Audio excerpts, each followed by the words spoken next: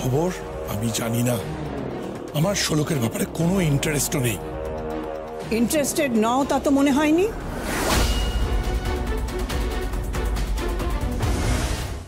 শোলককে নিয়ে তো তোমার যত ইন্টারেস্ট, সে আমার মেয়েই বলো বা সে আমার নাতনিই বলো, শোলককে নিয়ে তো সবচেয়ে বেশি ইন্টারেস্ট তোমাদের, তাই না?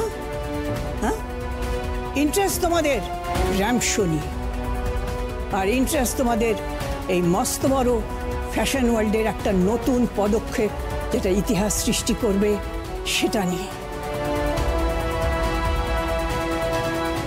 আর শোলক সেখানে থাকবে মধ্যমণি হয়ে, সেটা নিয়ে তোমাদের ইন্টারেস্ট আছে, তাই না?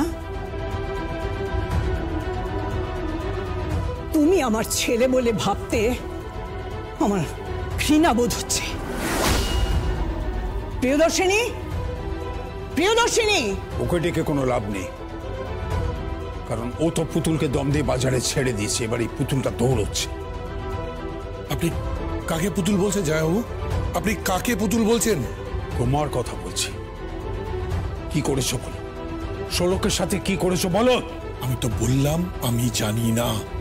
মামাজি, কি? চলো। কোথায় যাবে তোমরা? ফ্যাশন শোর স্টেজ তৈরি হচ্ছে, কি মস্ত আয়োজন হচ্ছে, তো সেগুলো কি দেখতে হবে না?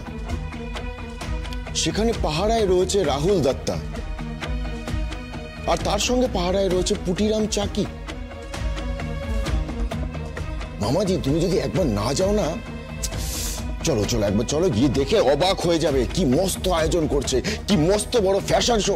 থুরি সার্কাস, ইয়েস, কি মস্ত বড় সার্কাসের আয়োজন করছে। আর সেই সার্কাসটা করাচ্ছেন রিং মাস্টার আদিত্য রাজ মুখার্জি, তাই না?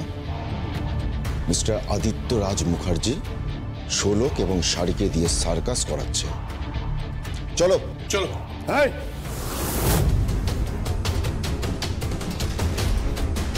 শোলক কোথায়? উত্তর দিয়ে তারপর তুমি এখান থেকে যাও। আমি জানি না শোলক কোথায়।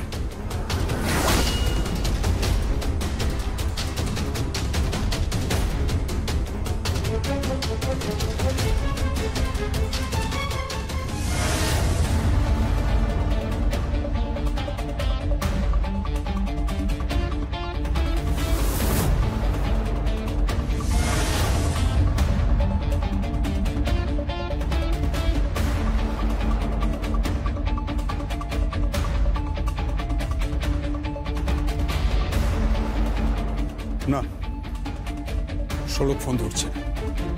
আমি নিশ্চিত যে শোলক কোনো বিপদে রয়েছে।